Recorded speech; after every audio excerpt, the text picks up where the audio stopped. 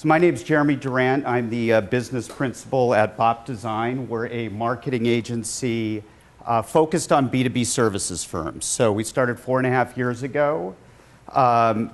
We specialize in B2B services firms. We have an office here, Orange County, and in New Jersey. So we realized there was a need among professional business services firms like accounting firms, wealth management firms, engineering firms, for an outsourced marketing department focused on what marketing should always be about, who is your ideal client, and coming up with lead generation and lead nurturing tactics to bring ideal client engagement, bring them in, and close a sale.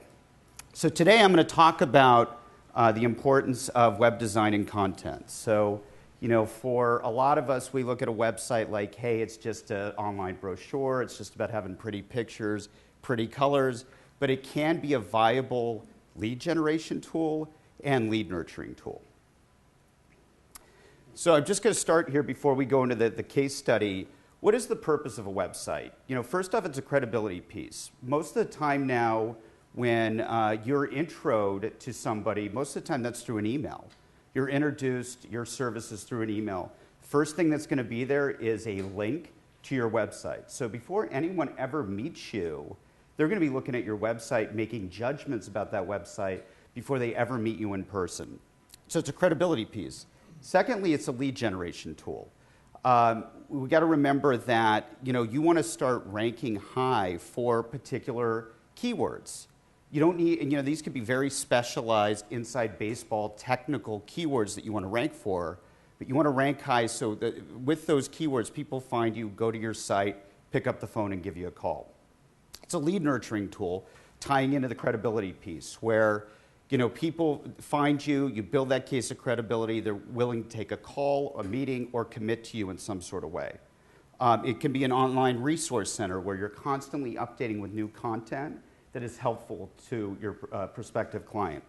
And last but not least, can be an online retail e-commerce site where you're actually selling goods, services, whatever, right on the site. So I just wanted to start with that.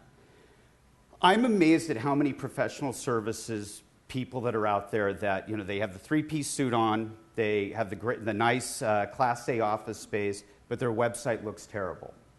And they care about image, but they seem to underestimate the impact of a website.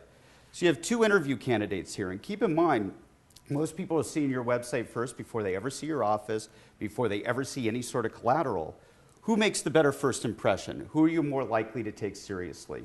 What is your website saying about you? This guy here is this website. Designed in the late 1990s, never been touched up. That's, it's not making a good first impression. This guy's this website. Take them seriously, they look the part, and you're willing to at least have a conversation with them because guess what? They seem to know what they're doing. So with design, it's not just about, you got to look the part, but then you also need to have a hierarchy of information on your website. You need to make sure the most important information is front and center. And you're making sure that you're allowing someone to find whatever they're looking for on your website within 2 clicks. If people get frustrated and cannot find what they're looking for, they're going to bounce off your website and go somewhere else. They're going to get frustrated. So you're trying to get them to take a desired action, to download a white paper, to pick up the phone, to somehow engage with you. So, the great thing with websites now is you have all these analytics to look at to see what people are doing. You can see here actually with analytics where people are clicking on, what people are doing, what content actually resonates the most with your visitors. So on a design side here, this is Maintenancenet. They do service contracts for consumer electronics brands like Toshiba. This was before, and this was after. Now, you may just go, hey, okay, it looks a little bit better, but what are the numbers behind that? So because we had, first off, more updated, more modern programming languages being done, it's easier for a search engine to crawl the site, meaning they're getting indexed for more keywords that they're targeting. So visits shot way up. This is actually 3 months before, 3 months after, before and after here. So visits up 88%, unique visitors up 107%, page views, because keep in mind with the design, you know, people are a little bit more engaged, they're a little bit more intrigued, so they're going to actually spend more time on your site, meaning you're going to see more page views. Pages per visit up almost 27%, 5.5 pages per visit, and bounce rate way down. Bounce rate means somebody comes to the site and just bounces right off. So only 6% essentially went to the site and bounced right off. So 94% at least went to a second page. So that's the design side. But then you got to also keep in mind, you got to have content, because content's going to help you generate leads, because you're going to have content on your site that's keyword rich, that search engines are going to rank you for. So you don't want to just have, the problem is sometimes you have SEO people that keyword stuff, and that's all they do. You just have keywords all over the place. Keep in mind your content needs to establish your unique value proposition. What makes you different? Why should a client hire you over someone else? So keep that in mind. So you want to integrate the keywords and make sure that there's the differentiating content there. So without, you know, you could have the greatest looking website and good content, but without effective marketing drawing the right eyeballs in, a website's like a billboard in the desert.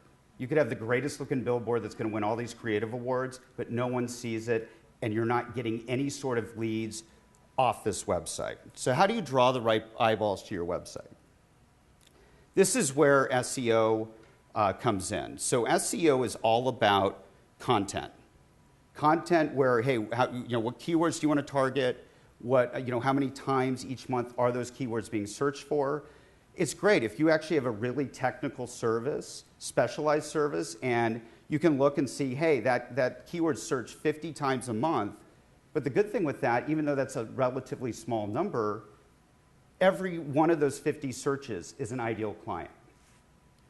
Keyword density, you want to make sure that you're you know, in at least a page, if you're targeting a keyword phrase, it's at least in there 4 to 5 times. Meta tags on the back end, making sure you're tagging everything appropriately. Each page needs to have its own unique title that's targeting a keyword. And the HTML code matters too, so you need to make sure that you have clean code on the back end, so a search engine doesn't need a machete to actually get through and figure out what keywords you want to rank for. And then off-page optimization, which is link building and article distribution. So Google looks at a site as credible if other authoritative websites are linking to it. So if you have a website and the Boston Globe's linking to you or the San Francisco Chronicle, that means Google looks at that and goes, hey, this must be an authoritative website. So if you guys don't have this already, I would sign up immediately. It's free.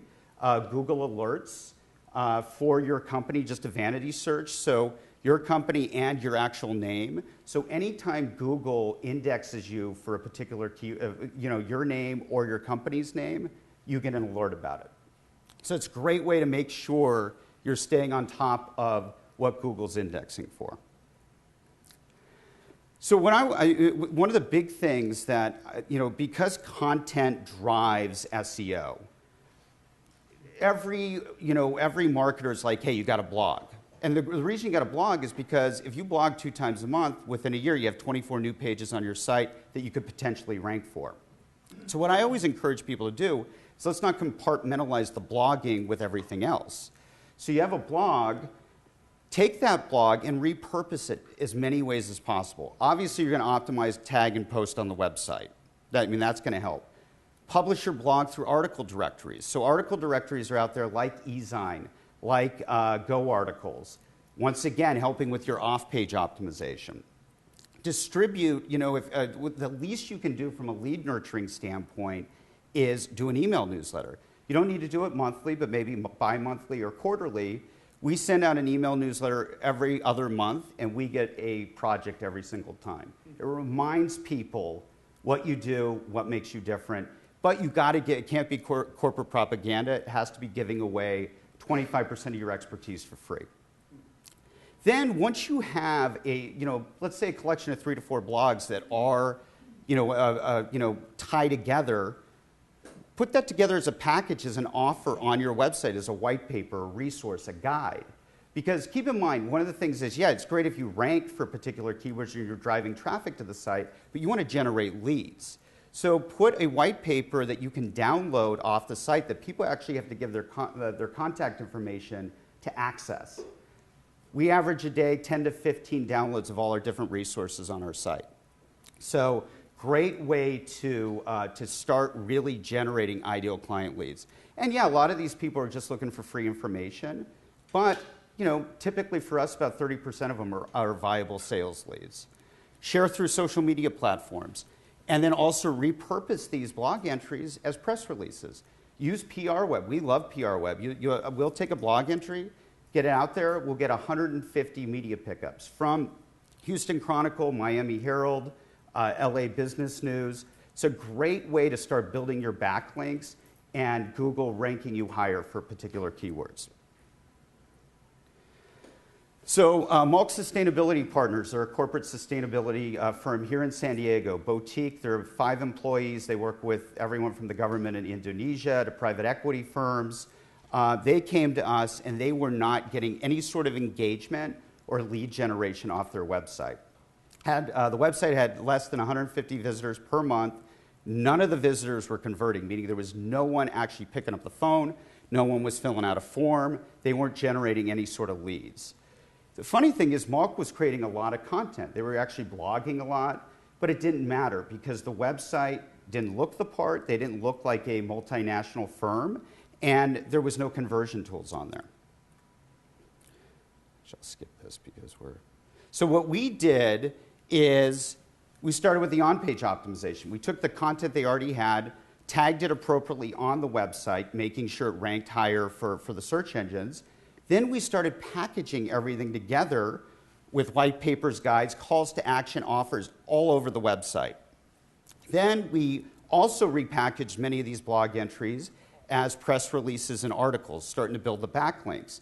So you can see here, PR Web, we basically got it out there, got picked up everywhere.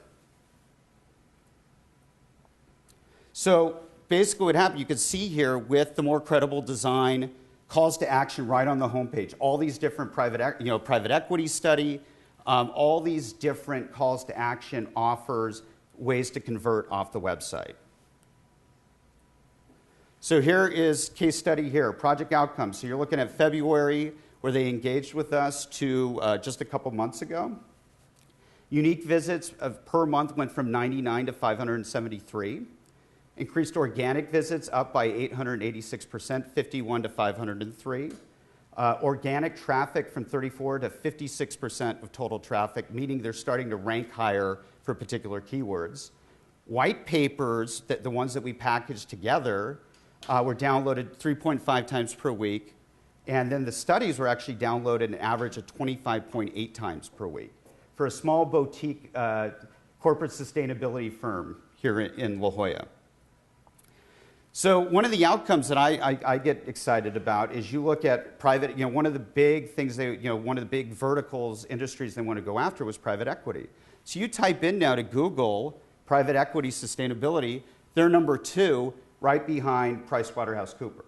So here's a small little boutique 5-person firm competing in a search engine with PricewaterhouseCoopers. So anyway, I just want to remind you here, because we're short on time, really start with a strong foundation. It always comes down to content. Content is the most important thing. Always, I look at content like going to the gym. You got to do it weekly, monthly. You got to set aside time. Always cater to your target market. I feel like some people that generate content can't stop bragging about their firm. No one cares. People, you got to give 25% of your expertise away for free. People only pay attention if there's something in it for them. Takes discipline, and most importantly, have a plan and measure results. I mean, some of your offers, you got to keep creating new offers on your website because what may have been converting a year ago is not converting now. So make sure you're looking at, hey, we need a new white paper on this particular study because it's not converting.